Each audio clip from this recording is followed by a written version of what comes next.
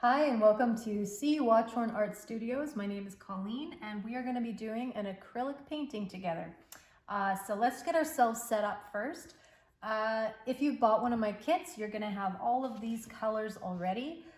For anyone joining me that doesn't have one of my kits, we're going to use all three primaries, black and white. This is just actually a student grade flow acrylic. So it's a really nice acrylic for beginners. The reason we're going to do the three primary colors is we can choose any combination, right? So as long as you're not mixing all three together, you should be fine. You'll come up with a beautiful color. If in this case, this is Michael's flow acrylic, if you add a little bit of black to any of these colors, it'll actually make it nice and deep and rich because this black has a green base to it. So then we have our colors. I like to put it on a plate. So if you bought my kit, they're still in little cups. It's a good idea to put it on a plate anyway, that way you don't muddy up all the paint that's left over in the cups. You're going to want your paper towel and your brushes and your water all to be side by side. You don't want to drip across as you're painting to wash your brush. You very likely won't be on an easel. You'll be painting flat like this.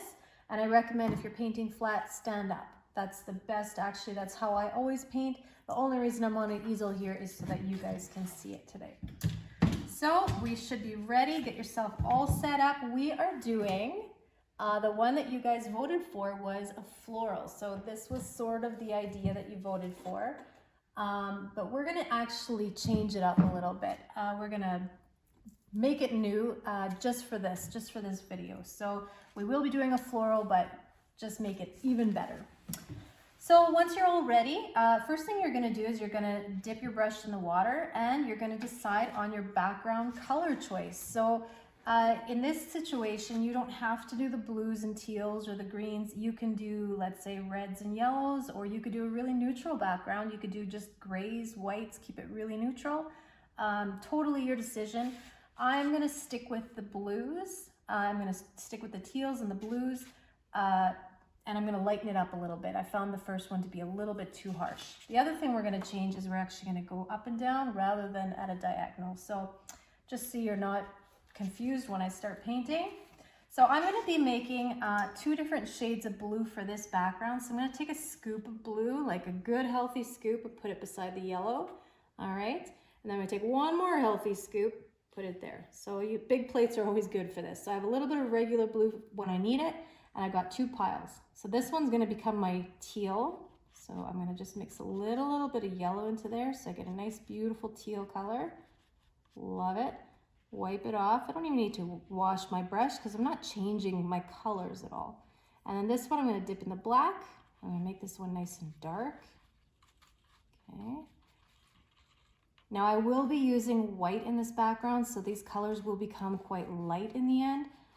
But I just want to start them off really dark because that gives me some depth in that background. It gives me lights and darks and streaks and all that great stuff.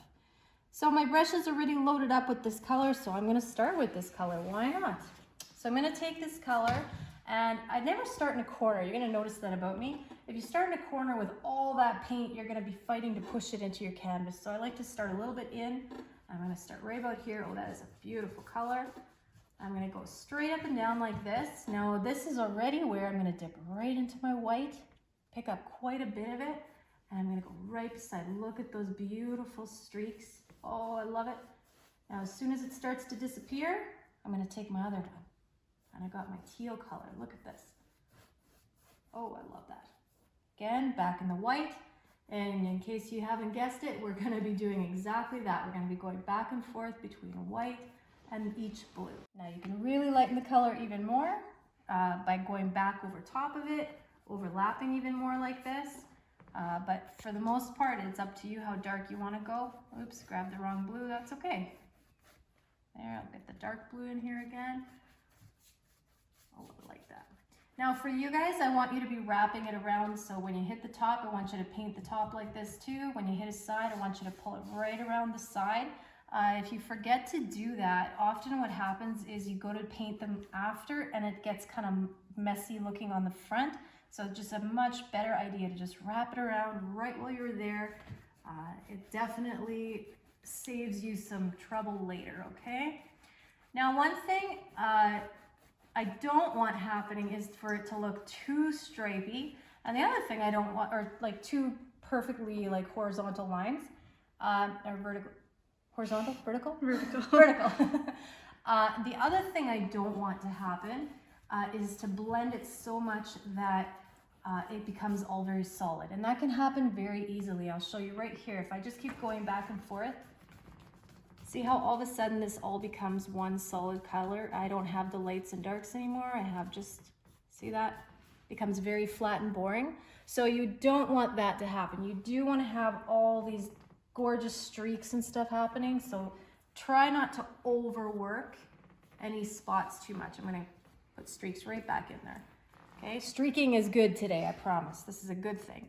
Now I'm going to take this color and I'm going to rotate that so I don't get too much of the lines that I was talking about. Take my dark.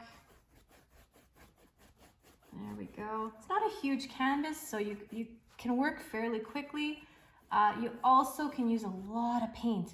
It's amazing how much paint you can use on your brush. It blends nicer if you use lots of paint. Look at that. If I didn't have enough paint on my brush, I would be struggling right now. But look at all that beautiful paint on there. And it just works so nicely for you. That is a very common problem. I see people just taking little bit of paint and then they're pushing so hard to get anything out of their brush. And then it's impossible to blend. That's a really big thing. There, and one more white. I'm already loving this background. This is gonna be really cool. Hopefully you guys do too. And again, I would love to see what color choices you've made. Now I'm gonna flip it upside down just because it's easier for me to reach. And I'm gonna go right back in and stagger my colors here just a little bit again, a little bit of dark. And again, wrap it around the bottom right away. And you'll notice that when I'm hitting the white, I'm just letting my brush fade away. I'm not stopping like this. You get quite a hard line, and I'm not going like this. We want to actually let the brush just flick right off like that. You get a very different look, okay? Kind of just using the tip of it. There.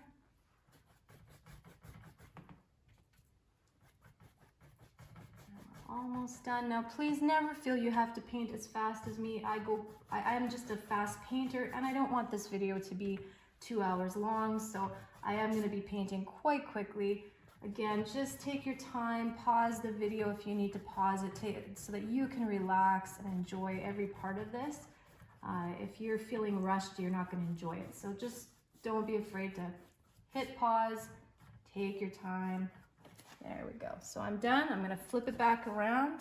Oh, I'm really liking this.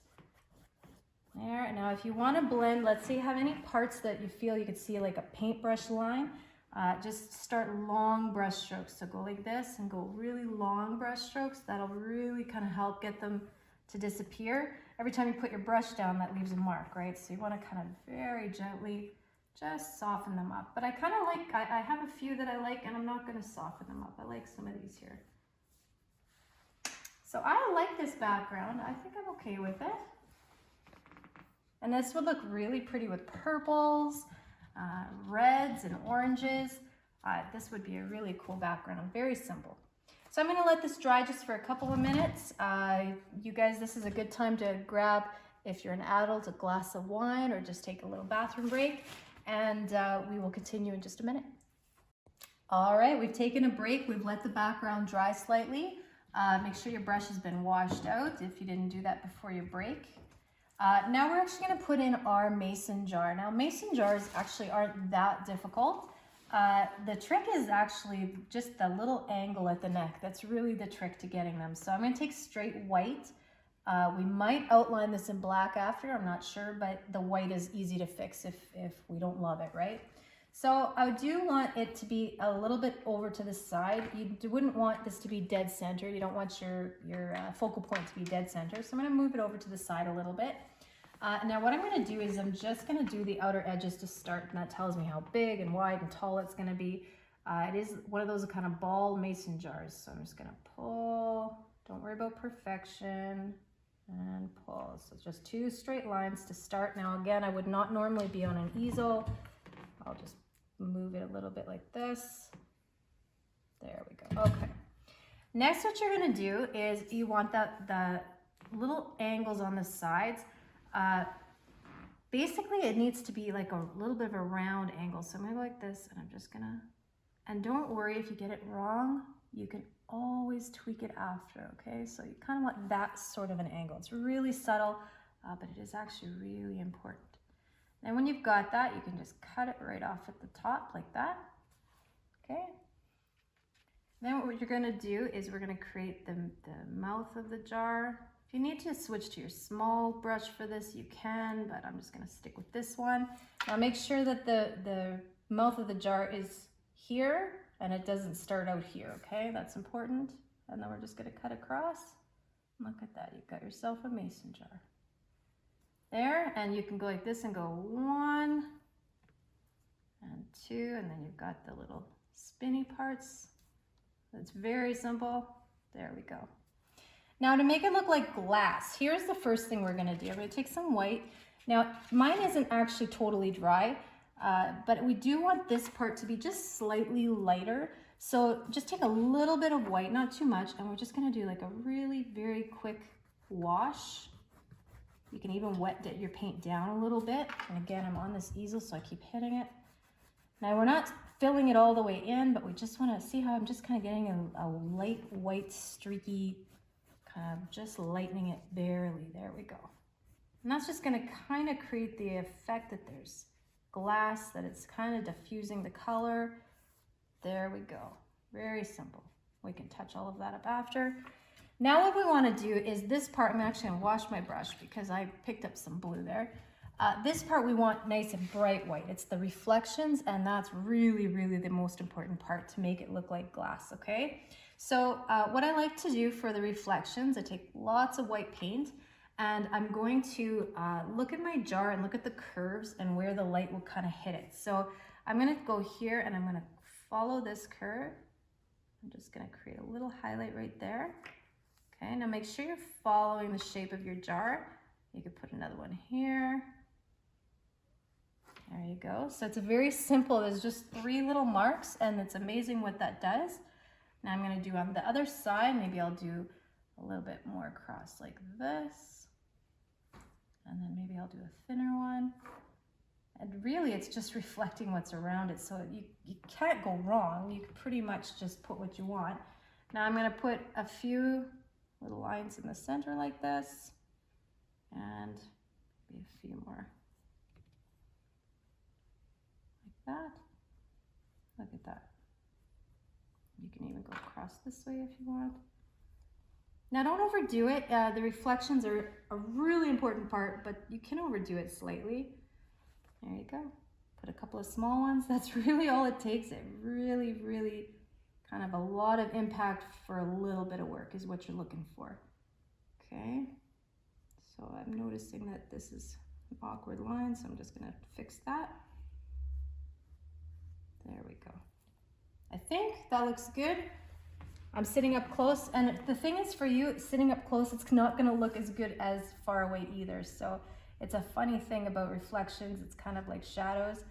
They always look better a couple of steps away. And this is probably going to be one of those situations. So take a step back if you're unsure of how it looks. Take a step back and then double check that you like your reflections. Keeping in mind you're going to have stems and stuff in there. This won't be the only thing that you see. Okay? Now what I'm going to do, I'm going to let that dry, and I'm going to start thinking about my flowers. So I'm going to wash out my brush. If again you want to move to your small brush for the details, for things like stems, you're more than welcome to. I've given you a round brush for that, so you can do that. I will be doing, I've decided I'm going to do probably some pussy willows and a couple of daisies. That's what I've decided.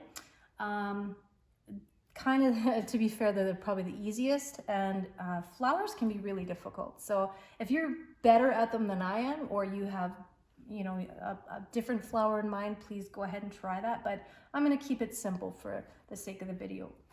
Now what we're going to do is we're going to start by laying out our flowers. So I do know I'm going to want probably a daisy maybe about here and maybe here, and then my pussy willow is kind of behind there. Now I want to think about the stems. That's something we don't often think about. So if I have a pussy willow or a daisy sitting here, I have a stem that kind of curls. So that daisy's kind of dying already. So it's going to curl, and I actually want to follow it through. What we often do is we'll put in a flower and we'll put it too far down, and then we just can't naturally make that connect. And so we really want to make sure that we're thinking that through. So what I'm going to do is, first thing I'm going to do is put in my pussy willow stems, and then I'm actually going to paint my flowers before I even put their stems in. So I'm going to take, now I'm actually going to use my big brush for this just because I prefer it, but please use the brush that you're more confident with. I'm going to take straight black. This part's always scary because you're cutting through everything you've just done. All right, get a nice point on the brush if you are using that big brush. And now, excuse me, I'm going to start by kind of laying out my pussy willow branches. I'm not going to do too many, so let's start right here. I'm just going to pull. I like these to be fairly tall. So I've got one, and then they often have like a little guy off of it. So two, that's going to be one right there. And you know what, just for kicks, let's do one off of there. Perfect. Now I do want to think about how this translates. So a good idea, I actually could paint right through this and go back and redo my highlights after. Don't be afraid to do that. If you want to jump over them, you can, but this is just way easier just to cut right through them. And there you go. So now this visually makes sense. It's being held up. I'm going to do one more, and this one's going to cross over. So I'm going to start it right about here. I'm going to make sure this one's a little shorter. You don't want them to be identical. And do I want another one here? Sure. There we go. And we're going to carry this guy through. So there and there. Okay, and if it's in here and it's a little thinner, that actually makes sense because water will tend to do that. It'll make things look thinner and thicker. So that looks good to me. Now for the pussy willows, this is my favorite part. You're going to take, if you're using the small brush or the big brush, it doesn't matter. And you're going to actually go like this and just use the corner of it. And you're just going to make little dots like so. Okay. Don't overthink them. They're just dots, literally. Space them out kind of nicely. There we go. We don't have to have like a million of them. Perfect. And again, if one of them gets a little too big, it doesn't matter. We'll make it all work. Okay. I'm just using the edge of my brush, or you can use your small brush. Okay, now that has to dry before we put the pussy willow part in, so we're going to let that dry, and we're going to go to the flowers. For the daisies, I'm going to do white daisies, but I mean, there can be a million colors. So if you went with a neutral background, you could do a light pink daisy. That looks really good with grays, or you could do a pale yellow or whatever colors you really love. It's your painting. I want you to feel like you can do that. I'm going to do white because that's what I like. So I'm going to take, I will switch to my small brush now. Now here's the deal with flowers. They are hard. The daisies are the easiest. I like to start with the middles, the centers, and the shape that you make the center will say how that flower is sitting. Okay, so if you make a center that is like a bump, I'll do this one like that. So let's say you go like this. You make like a bump center like that. Okay, this is more of like a, what do they call them? Lazy Susans or something. Okay, so now the petals are all going to be coming from underneath. Okay, so if this one here, I'll make more round, but I'm going to flatten it out because it's here. So I'm going to go like this. So I'm going to make more of a round shape like that.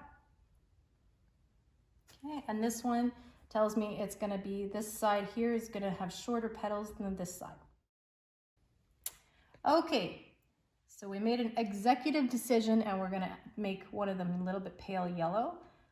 One is just so you can really see the petal difference. Okay, so I'm going to take some pale yellow. Now this is the one I said the petals are going down. So I like to start right in the center. That's going to be your biggest petal.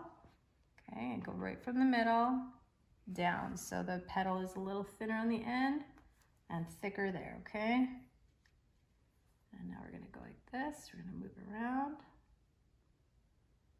Okay, and we're gonna do the same thing on the other side. There. And then I like to fill in a little bit in between because there's petals in the background that you're not seeing. There we go. Make sure they get a little shorter as they get further away, like that. What do you think? Looks like a bit of a spider. I didn't promise that I was good at flowers. There we go. Okay. Now you can actually go all the way around and put the impression of some petals on this side as well. Just depends on how much detail you want to put in there. There we go. You can even give the idea that there's some petals behind there if you want. There you go. Yeah, I like that. And then we're going to darken the center after, so don't worry about that. I just like to start with white, that way if I make any big mistakes, easy to fix. So I like that, the shape is good. I do actually really like adding the 3 on the other side. I really like how that makes it look. Kind of completes the flower. All right, we're gonna do the next one, and that one I'll just probably stick with white for now. Now this one, same thing. I'm actually gonna start with the middle. It's going this way. And then I'm gonna start with the side. These ones are a little shorter. Okay, this way we can space out our petals really nicely. There. There, now you kind of understand the sideways thing I was talking about. And same thing, we could put a few ideas of the petals like that. And we'll darken this one as well. And put a couple sticking out from behind. There we go. I like that one too. Sometimes the imperfections in your flowers are actually going to be what makes them look the prettiest, I'll be honest. I don't like to overthink my flowers too much. There we go. Okay, now I am going to darken the centers, but I'm going to first put in their stems, okay? So I'm going to I'll use my small brush still. I'm going to take black. And now that I know where my flower is, I can kind of decide. Now I'm going to actually make these two part of the same stem. That's what I'm going to do. So this one here, I know it has to get into there, so I'm going to start it right about here. And it's going to curve, it's going to jump, and it's going to go all the way to about here, this side of the glass, okay? Now this one is going to connect, so it's actually going to go like this, and it's going to go over the glass, and it's going to go like that. That's fun. Okay, now if you want to add leaves, you can, again, I would just do that with black, but you could always do it with green, I suppose. And I'm just going to go like this. Add a couple little leaves, nothing too crazy. I like to overlap my jar just slightly because that's real life. There we go. Now this one I don't love. There we go. Just change it a little bit. Okay. I think I'm good with this. And now I can start tapping in some color into the middle. I'm going to use black again. Just going to tap. And just sort of tap it in there. It'll turn gray, that's fine. Unless you don't want it to. Just going to tap it in there for now. The centers aren't like perfect. You're not going to roll your brush around and around and around. Just want to tap little highlights in there. Okay, I think I'm happy with that for now. Now we can go back to our Pussy Willows. They should be dry enough. They're one of my favorites because they're so super simple. You're gonna take white paint. I'll use my small brush. Now watch how easy this is. All of those little black dots will now become Pussy Willows. Look at how simple this is. Is that not the best ever? You can make them bigger than this, you can make them smaller than this. But how fun is this? Okay, now you can also do maybe something like baby's breath. That was in the original painting. I can demonstrate that on this one here if you want. That is just more of a tapping technique. So you would go like this, you would just start tapping and keeping it quite loose. There. Notice I'm not really paying attention to any branches per se. I'm just sort of loosely following around the stem. Okay. So this would be more of a baby's breath type flower. And that's more of the pussy willow. So you do your favorite, you do you. There we go. Actually, don't even mind the combination of both, but you pick. I probably wouldn't do both, to be honest. Gets a little busy, but again, it's your painting. Do it, do you. Okay, I think that's probably good for now. I like it. I'm gonna wait for the flowers to dry and I'm gonna put little highlights on there just because they're pretty flat right now. But what I'm gonna do is go back into my vase since now I've got it all done, everything's in there, and I'm gonna just take the white and I can just cut right back through there, cut right over the white, or right over the darks, sorry, and really make this all kind of pop. Now you can do this with black as well if you really want it to have a really hard, strong outline. You could take and outline this whole thing with black, and maybe if you want, I can show you on half of it how that would look. So just go like this. See how as soon as I cut over those stems a little bit, that reflection kind of makes sense again? Look at that. That's awesome. All right, do you want me to show you? I'll do half with black. Let's do it. Why not? This is all for you, just so you can make it your own. So if you want to take the black and outline, I'll just do half of it. You're just going to take an outline. You can outline this. The only thing you're not going to outline are the highlights. So you're just going to outline the very outside edge of your jar. It doesn't have to be perfect. There we go. So it does make it pop a little bit more. I kind of like that. I don't know. Up to you. I'm going to leave it half and half so you can make that decision. I don't know if mine's going to be dry enough yet to add the highlights. I'm going to just try. I'm going to darken up the center parts at the very base just so there's a bit of a light and a dark spot. I think there we go. Perfect. It was pretty wet before when I tried. And this one here. And you could tweak the centers. So if you're feeling like it's just not working, sometimes just tweaking the centers, maybe stretching it out a little bit or rounding it out a little bit is all it takes. Okay, and then I'm gonna go in and see if I can highlight my flower a little bit, just add a little pop. Highlights are always a good idea. Yes, there we go. So one nice thing about flowers is they have lots of textures, lots of color. Look at that. Just adding that little highlight makes such a difference. Just makes them pop. Okay, and I'm just sort of picking a side and just putting a few streaks in there. Again, less can be more. Look at that. Okay, and I can even take some yellow and brighten up the edges a little. Look at how it makes it pop. So you can be as crazy as you want to be here. You can really make them pop, or you can keep them very, very subtle. That is totally up to you. I like more subtle. That's just maybe who I am. And that's okay. There we go. How does it look, Emma? It's okay? Good. I'll put a little highlight into there too. Perfect.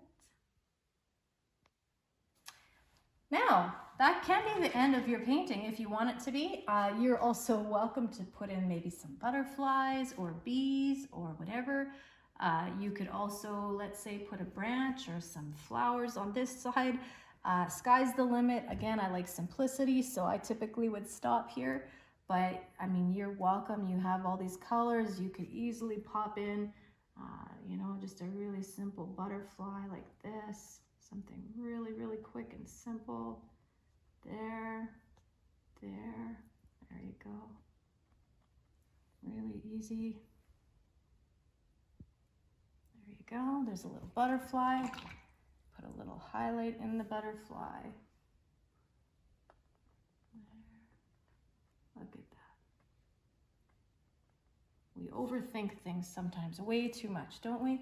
You can do very simple little things very quickly, as long as you don't overthink it. How about here? We'll do another one sitting right on the flower.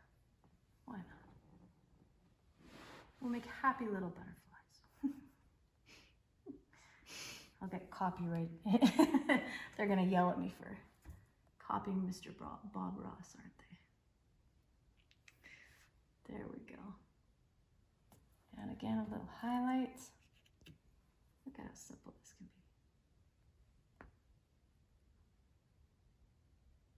There you go. So enjoy. I want you to make the colors your own, design the flowers yourself, decide what you love, what you don't. I can't wait to see what you create, what you turn yours into. Send me pictures or post it and tag me in it so I can see your pictures. And I look forward to painting with you again. Thank you for joining me.